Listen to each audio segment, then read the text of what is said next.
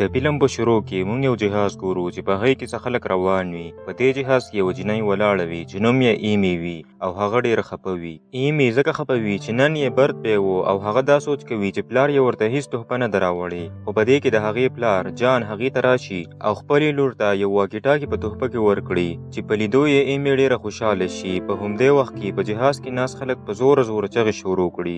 اصل کې هغوی په سمندر کې ډولفین میان لیدلي وي چې ټوپونه وهي او د غاړې په طرف ډېر په تیزۍ سره روان وي. دا نظاره چې هر څوک وګوري نو ډېر خوشحاله شي. خو هغوی د دې نه وي خبر چې دا ډولفین میان د خپل ژوند بچ کولو لپاره تښتېدل، ځکه یو خطرناکه بلا مونسټر ورپسې و. خو په جهاز کې خلک بېغمه وو او د دې نظارې نه یې خوند اخیسته. هغوی ته دا پته نه وه چې داسې څه کېدونکي دی چې هغوی یې کله سوچ هم نه و کړی.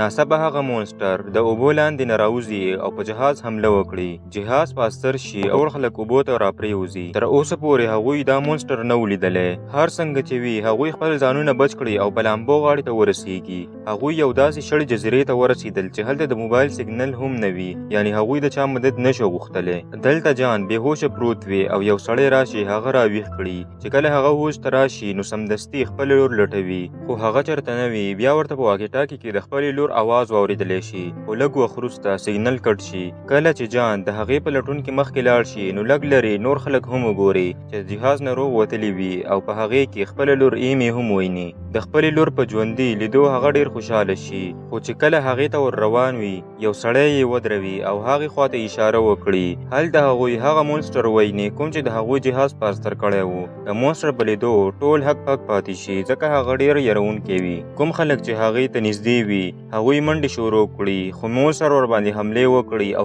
یو ژوندی تیر کړي. کله چې جان خپله لور په خطر کې ویني نو سمدستي د هغې بچ کولو لپاره منډه کړي، خو یو سړی یې ونیسي ځکه هغه پوهېدو که جان لاړ شي نو دا مونسټر به هغه هم تیر کړي. جان ډېر کوشش کوي چې ځان خلاص کړي او خپله لور بچ کړي، خو هغه سړی ورته وایي چې اوس ډېر ناوخته شوی دی. په همدې وخت کې هغه بلا د جان لور ژوندۍ تیره کړي.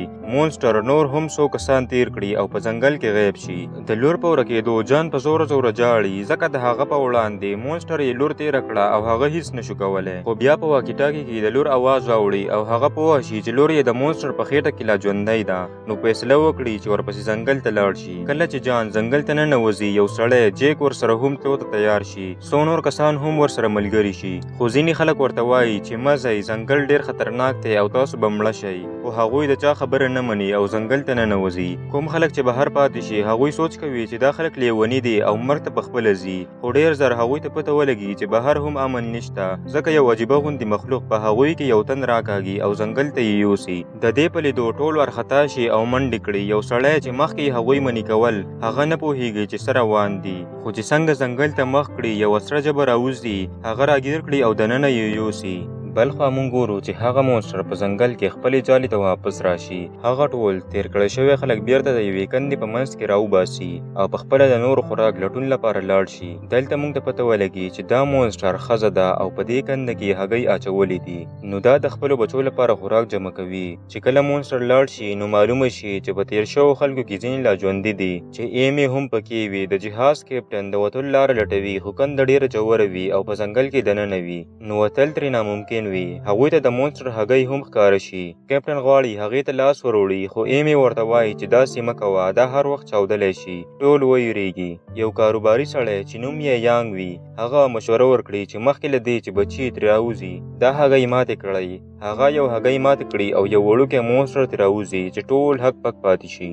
هغوی د یوې تږي شاته پټ شي. هغه د مونسټر بچی هغوی لټوي او په اخره کې یوه زخمي جینۍ وخوري چې تښتېدلی نه شوه. په دې کې جان او د هغه ملګري په ځنګل کې لټون جاري ساتي او په اخره کې یوې زړې فکټرۍ ته ورسېږي. هلته دننه هغوی ته مات ګوټ سامان او د یو پوځي ډانچه په لاس ورشي. هغوی ته پته ولګي چې دا په اصل کې یو لیبارټري ده چېرته چې په ځناور تجربې کېږي او د هغې د وجې نه هغوی داسې غټې او خطرناکې بلاګانې جوړې شوي دي چې کله پوهه شي چې دا جزیره څومره خطرناکه ده نو ډېر په په احتیاط مخکې لاړ شي. د آرام کولو په وخت جیک د یوې ونې لښته غوڅه کړي چې تورې اوبه ترې راوځي. په غلطۍ کې پکې یو تیلی وغورځېږي او اور ولګي. که څه هم هغوی اور مړ کړي خو د هغې لوګی جان باندې اثر وکړي او هغه ته وسوسې شروع شي. هغه ته داسې ښکاري چې ملګري یې پورې خاندي او موټر ورباندې حمله کوي. جیک هغه هوش ته راولي او ورته وایي چې دا صرف د هغه زهري لوګي اثر و. بیا هغوی ګوري چې هغه ونه په خپله لاسونه پښې لري او په ملګرو یې حملې کوي. هغوی ځینې ملګري بچ کړي او یو پکې مړ شي. په ویره کې هغوی له هغه ځایه وتښتي. هلته په کنده کې هغه کاروباري سړی د مونسټر یو بچی مړ کړي او په کیپټن الزامونه لګول شروع کړي. یوه جینۍ سوشي هغوی چپ کړي او وایي چې یو بل سره مدد وکړئ. په ځنګل کې په یو بل ملګري باندې داسې میان حمله وکړي چې وزرونه او تیره غاښونه لري. هغوی ته پته ولګي چې دا میان د سپینې لاړې سره راځي، نو هغوی ته ځانونه بچ کړي. لږ وخت وروسته د هغوی مخې ته یوه غټه چنډخه راشي چې تجربو د وجې بدله شوې وي. هغه په هغوی حملې وکړي خو جیک هغه زخمي کړي. چې کله چنډخه هغوی وجلو ته نږدې وي نو هغه غټ مونسټر راشي او چنډخه تیره کړي. اوس مونسټر د هغوی پسې شي. ځینې وتښتي او ځینې په مشکل کې وي. مونسټر یو ملګری وخوري. د بچ کېدو لپاره ځینې خلک څښا اوبو ته ټوپونه ووهي او تر هغې پورې پکې پټ وي چې مونسټر لاړ شي.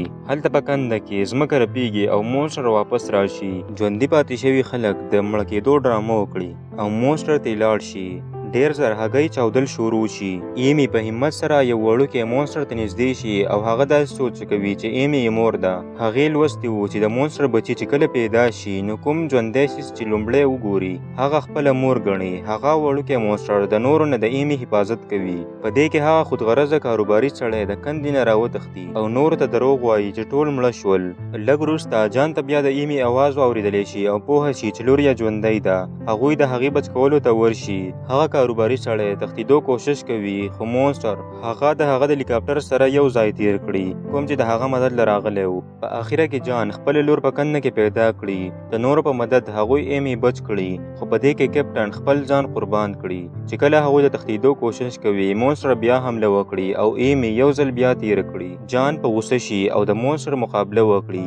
جیک یو پلان جوړ کړي او د اور او د هغه تیلو په مرسته مونسټر ته اور واچوي. مونسټر وسوځي او په اخره کې مړ شي. هغوی د مونسټر خېټه غوڅه کړي او ایمي ترې راوباسي خو هغه بېهوشه وي. ټول سوچ کوي چې هغه مړه شوه خو جان همت نه بایلي او د هغې د رایښولو کوشش کوي. په اخره کې ایمي سترګې وغړوي او جان ډېر خوشحاله شي او په دې سره دا فلم دلته سر ته ورسیږي.